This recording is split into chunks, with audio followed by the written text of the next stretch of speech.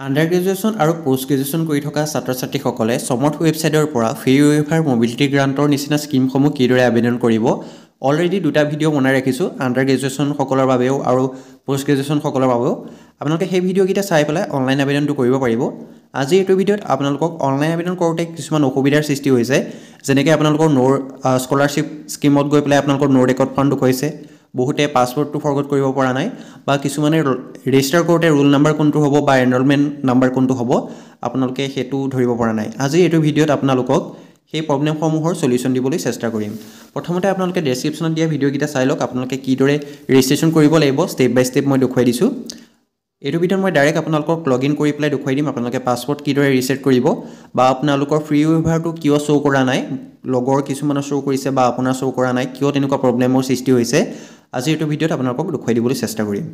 প্ৰথমতে আপোনালোকে ডেছক্ৰিপশ্যনত দিয়া লিংকটো অপেন কৰি লওক যিটো লগ ইন কৰা ৱেবছাইট আছে সেইটো আপোনালোকে অপেন কৰি লওক ডাইৰেক্ট লিংকটো মই ডেছক্ৰিপশ্যনত দি ৰাখিছোঁ আপোনালোকে মোবাইলতো লগ ইন কৰিব পাৰিব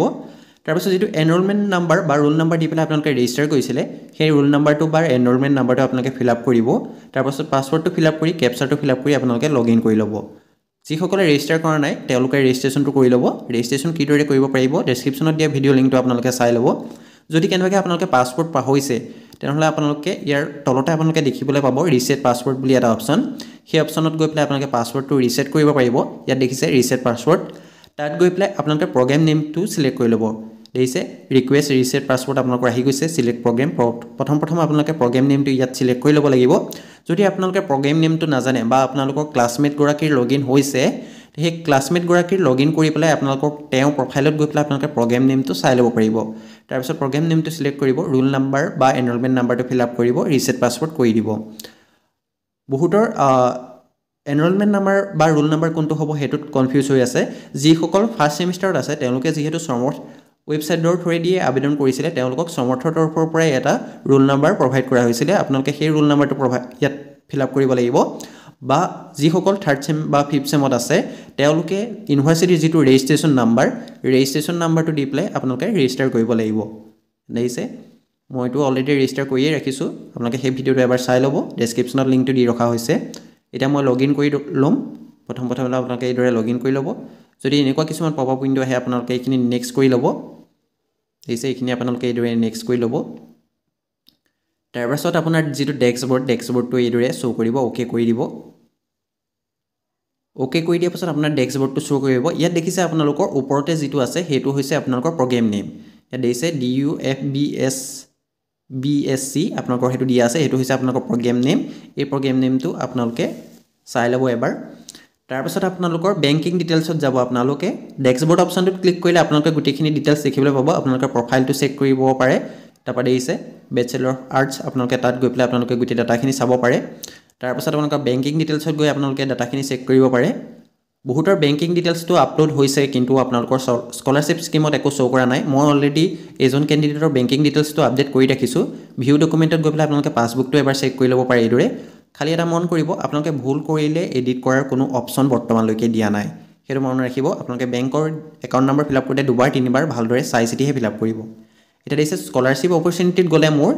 ন' ৰিজাল্ট ফাউণ্ড দেখুৱাই আছে এপ্লাই কৰা কোনো ধৰণৰ অপশ্যন অহা নাই বহুতৰ লগত এইটো প্ৰব্লেম হৈছে বা লগৰগৰাকীৰ হৈ গৈছে বা আপোনাৰ হোৱা নাই তেনেকুৱাও প্ৰব্লেম দেখিবলৈ পোৱা গৈছে এতিয়া আপোনালোকক কিয় এইটো প্ৰব্লেম হৈছে মই সেইটো দেখুৱাই দিছোঁ এতিয়া আণ্ডাৰ গ্ৰেজুৱেশ্যন কৰি থকা প্ৰায়খিনিয়ে আপোনালোকৰ ফ্ৰী ৱেইভাৰটো আবেদন কৰিবলৈ আহিছে কিন্তু বহুতৰ অহা নাই কিয় অহা নাই মই সেইটো দেখুৱাই দিছোঁ এতিয়া চাওক আপোনালোকে যিটো আৰু এটা মই লিংক দি ৰাখিছোঁ যিটো অফিচিয়েল এডমিশ্যন পৰ্টেল দেখিছে আছাম ষ্টেট হায়াৰ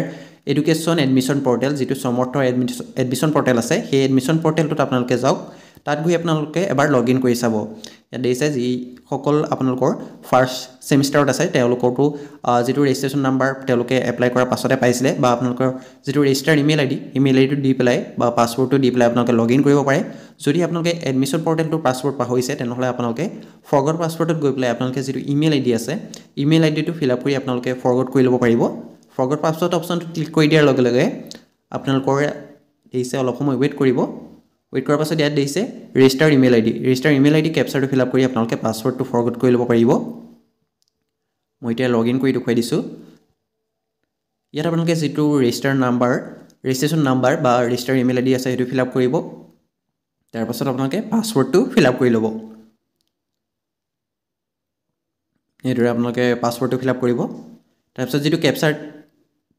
দিয়া আছে কেপচাৰটো আপোনালোকে শুদ্ধকৈ ইয়াত ফিল আপ কৰি ল'ব তাৰপিছত আপোনালোকে লগইন অপশ্যনটো ক্লিক কৰি দিব